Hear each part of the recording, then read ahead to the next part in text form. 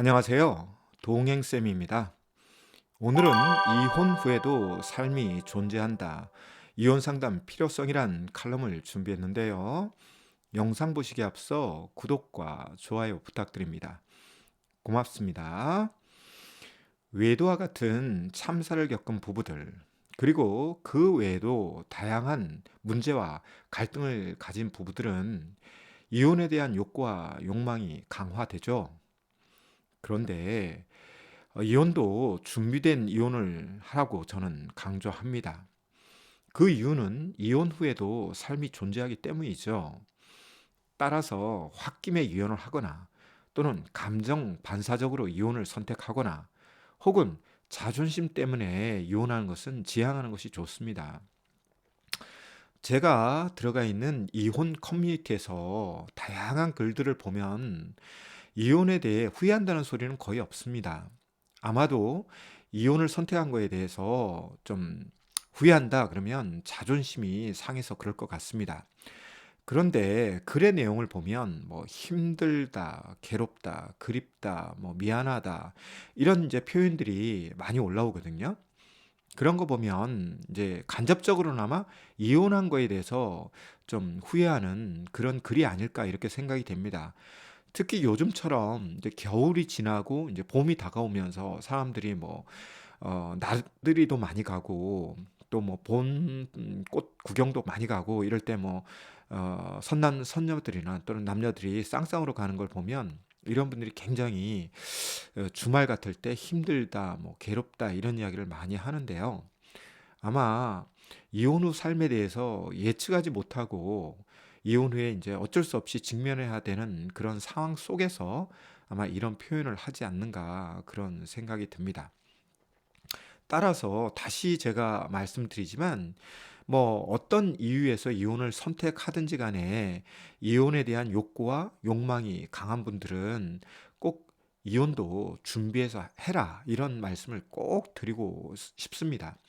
사실 이혼이라고 하는 것은 뭐 법적 이혼은 협의로 하든 뭐 소송으로 하시든 조정으로 하시든 뭐 어떻게 보면 뭐 기간의 문제일 뿐 할 수 있습니다. 그런데 정서적 이혼은 그렇게 말처럼 쉽지가 않거든요. 그래서 이 이혼 후에 법적 이혼 후에 정서적 이혼이 되지 않아서 이제 좌절감이나 상실감이나 또는 우울감이나 불안감 등 각종 이제 신경증으로 막 시달리는 그런 경우도 있어요. 또 제가 아는 어떤 사례가 있는데 어떤 분이 이제 어쩔 수 없이 이혼을 할 수밖에 없었는데요. 이혼 이후에 뭐 혼자 살 수는 없지 않습니까? 그래서 이런저런 이제 모임을 다니게 됐는데요. 공교롭게도 어떤 모임에 갔더니 그 모임은 묘하게도 부부들이 많이 모이는 그런 모임이었던 거예요. 그러다 보니 거기에서 아, 나만 외톨이, 나만 혼자, 뭐 이런 마음 때문에 이제 이 동호회라든지 공동체 어떤 생활이라든지 이런 부분에서 이제 불편감을 호소하는 그런 돌싱남, 돌싱녀들도 많이 보았는데요. 사실 뭐 이혼에 대한 사회적 낙인은 많이 저는 줄어들었다고 생각을 합니다. 워낙 뭐 이혼이 많다 보니까. 그러나 이혼하신 남녀들이 각자 개인적으로 그리고 정성적으로 느끼는 어떤 뭐 좌절감이라든지 상실감 또는 외로움이라든지 이런 거는 뭐 어쩔 수 없는 거거든요. 그리고 특히 이제 부부들이 많이 모이는 그런 곳에 가면 의기소침되거나 또는 약간은 좀 소극적으로 또는 기피적으로 그렇게 되는 경우가 있는데요. 이러다 보니 어떤 문제가 생기느냐. 이 돌싱남, 돌싱녀들이 외도 상간자가 되는 경우가 되게 많습니다.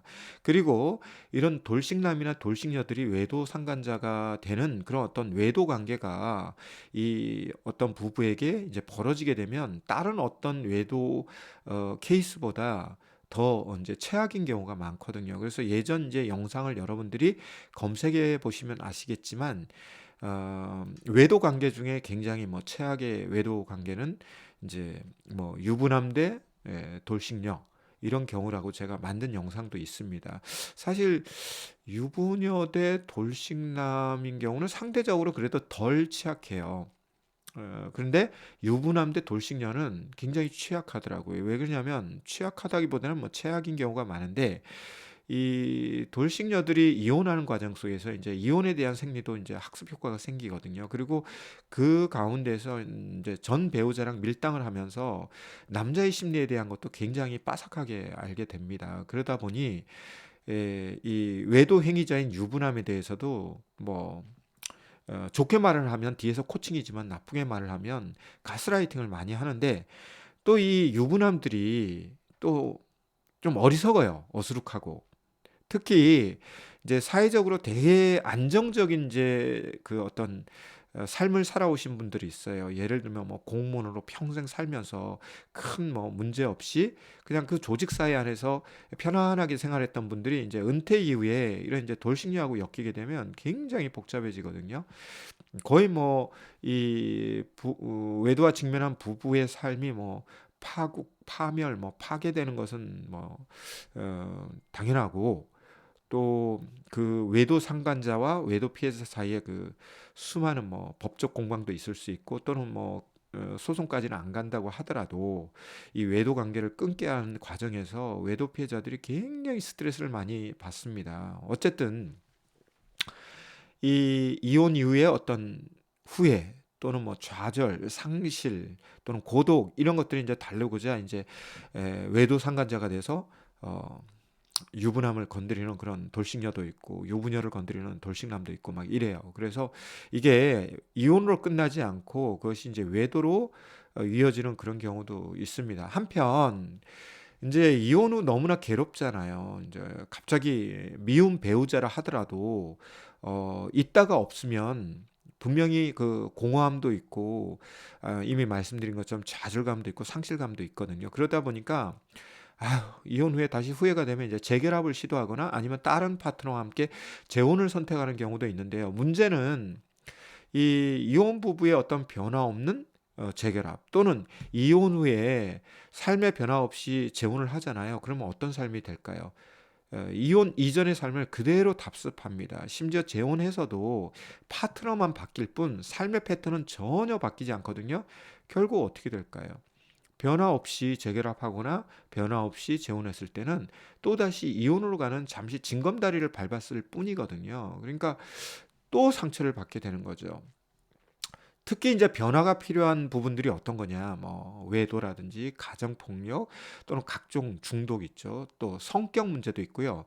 성적 문제도 있어요. 뭐 예를 들어서 뭐 마사지 샵을 간다든지 성매매를 한다든지 또는 뭐 성추행을 한다든지 뭐 성폭행을 한다든지 이런 거 있고, 원가족 문제예요. 시월드 처월드 문제, 자녀 양육 문제, 그리고 경제적인 이제 무능 내지는 경제적 문제, 뭐 빚 문제도 있을 수 있고, 빚은 없다 하더라도 이제 소득이 없는 그런 경우, 굉장히 무능한 경우, 이런 것들이 이제 그 트리거가 돼서 이혼으로 가게 되는데요.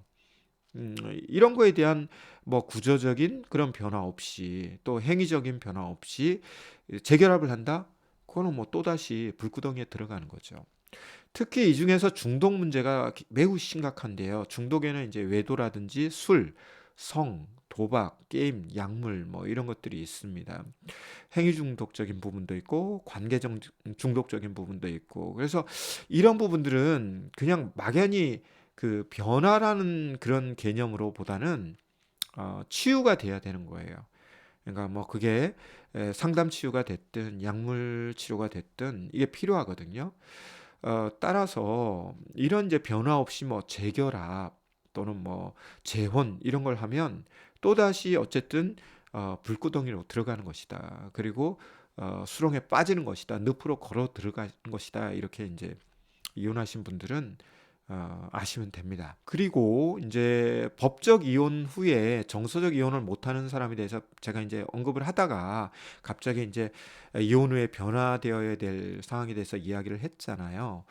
음, 그런데 이 정서적 이혼을 못하시는 분들의 특징이 있어요. 그게 뭐냐면 어, 앞에 말씀드린 예를 들어서 뭐 외도라든지 폭력이라든지 중독이라든지 그의 뭐 성격 문제, 성적 문제, 뭐 또 원가족 문제, 자녀 양육 문제, 경제적 문제에 대해서 어, 변화가 없는 분들에 대해서 동정을 한다는 거예요. 쉽게 말해서 이제 불쌍한 마음을 가진다는 거죠. 그래서 이혼 후에도 '내가 저 사람을 버렸다.' 뭐 이런 거에 대해서 막 근거 없는 죄책감을 갖고 자책을 하거나 아니면 '이혼했기 때문에 난 더 나쁜 사람이야.' 이런 이제 왜곡된 그런 신념을 갖는 경우도 있거든요.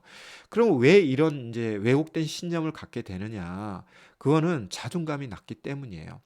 그래서 자존감이 인제 낮은 사람들은 사실 이 치유되어야 할 이제 전 배우자에 대해서 동정으로 다가가게 되거든요. 그래서 결국 그 동정으로 다가가서 다시 재결합을 하잖아요. 그러면 어떻게 돼요? 더 자존감은 떨어지는 삶을 살거든요. 그러니까 이 자존감이라고 하는 게 굉장히 중요한데 사실 이혼하는 과정 속에서 자존감이 떨어졌는지 자존감이 올라갔는지 그런 거 뭐 신경 쓰지 않고 당장 뭐 밉고 보기 싫고 뭐 이런 배우자하고는 빨리 떨어지면 속은 시원하고 문제는 다 해결될 것이다. 그러지만 정말 제가 자주 인용하듯이 호랑이 피하다가 더 싸나운 사자 만납니다. 그래서 결국 이혼 후에 더 나은 삶을 기대했지만 실제로는 어떻다? 이혼 후 더 최악의 삶을 사는 경우가 있는데요.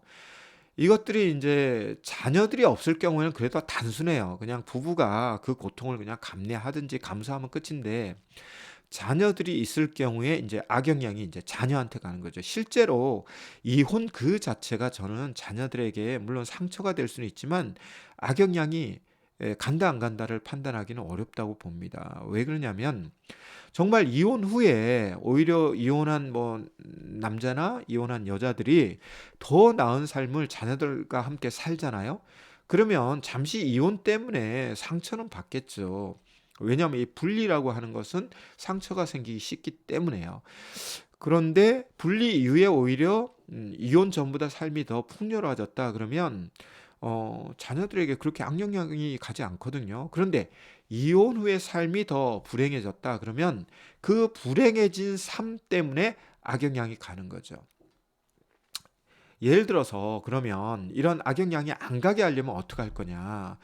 최소한 이제 부부가 이혼하면서 아이들은 어느 한쪽으로 가고 다른 한쪽은 이제 면접 교섭권 정도가 주어지겠죠. 그리고 부부가 그나마 헤어질 때 부드럽게 헤어진 부부들은 이 면접 교섭권을 큰 방해 없이 또 통제 없이 잘 유지를 하면서 그나마 제한적으로 뭐 엄마나 아빠를 뭐 격주 간격으로나 한 달에 한 번 정도 이렇게 만나면서 자녀들에게 그나마 부모의 역할을 할 수 있는데요. 이때 어떤 게 되게 중요하냐면 적절한 아빠의 이미지 그리고 적절한 엄마의 이미지를 대물림해 줘야 되는데 만약에 이혼 이후의 삶이 되게 이제 불행하잖아요. 그러면 자녀들에게 어떤 걸 각인시켜 주냐면 이 부모 이미지에 대해서 왜곡된 상을 주고 또 부부 이미지에 대해서 왜곡된 삶을 줍니다. 그래서 결국은 인제 이혼 이후에 부부나 부모의 삶이 이 업그레이드가 되지 않으면 개별적으로요. 그것이 인제 나중에 후유증과 부작용이 돼서 자녀들의 삶에 굉장히 악영향을 미치죠. 사실 이 가족 안에서 어떤 이혼이나 외도나 가정폭력이나 그 외에 뭐 중독이나 이런 여러 가지 이런 문제들은요. 비슷한 생리를 가지고 있는데 그게 뭐냐면 부모 세대에서 뭐 이혼, 외도, 가정폭력, 뭐 중독 이런 문제가 있었잖아요. 그러면 그게 자녀 세대에서도 이렇게 대물림에 대해서 나타나는 것이 굉장히 높습니다. 그런 게 없었던 가정에 비해서요. 따라서 뭐 이혼이야 이런저런 이유로 할 수밖에 없겠습니다만 이혼 전후로 개인 상담이나 부부 상담을 받으라고 자꾸 강조하는 것이 뭐냐면 이런 이혼 상담을 통해서 뭐 부부 개인별로도 어떤 정서적인 안정감 내지는 독립심과 자립심도 키워야 되지만 결국은 자녀가 있을 경우에는 자녀들에게 이혼으로 인한 후유증, 부작용을 이제 줄여줘야 되는 거거든요. 그 대표적인 게 뭐냐면 이제 부부 이미지 또는 부모 이미지를 그 이혼 가정의 자녀들에게 왜곡되지 않게 만들어 주는 겁니다. 왜냐하면 자녀들도 나중에 성장해서 뭐 나는 비혼주의자로 살 거야. 그럼 뭐 자녀들도 있겠죠. 그러나 결혼을 한다는 전제 하에서는 부모 세대에서 이 문제를 해결하지 못함으로 인해서 자녀 세대에서 자신감이 떨어진다든지 또는 결혼을 해서도 불안정한 삶을 산다든지 이런 것들이 결국은 부모 세대의 이혼을 통해서 생기는 악영향 또는 부작용, 후유증이기 때문에 이런 부분에 대해서 이제 주의를 해야 된다는 겁니다. 이런 것까지 포괄적으로 본다면 이혼 상담이라고 하는 게 막연히 이혼하는 부부에게만 제한되지 않는다라고 말씀을 드릴 수 있는 거죠. 그래서 이혼 후에도 삶이 끝나는 게 아닙니다. 삶이 있고요. 이왕 이혼을 선택했다면 이혼 이후에 더 나은 삶을 살아야 이혼의 의미가 있는 거지. 이혼 후에 뭐 경제적 어려움뿐만 아니라 정서적으로도 어렵고 관계적으로도 어렵다. 심리적으로 어렵다 이러면 비록 법적 이혼에는 성공할지 모르지만 통합적인 이혼은 실패한 거예요. 그리고 그 실패가 이혼 남녀에게만 부정적 영향을 미치는 게 아니라 누구에게도 미친다? 자녀들에게도 미친다라는 것을 꼭 아시고 오늘 이혼 후에도 삶이 존재함으로 인하여 이혼 상담의 필요성 또는 중요성에 대해서 다시 한번 다뤄보았는데요. 오늘 내용이 유익했다면 구독과 좋아요 다시금 부탁드립니다. 그럼 다음 시간에 더 좋은 내용으로 찾아뵙도록 하겠습니다. 시청해 주셔서 고맙습니다.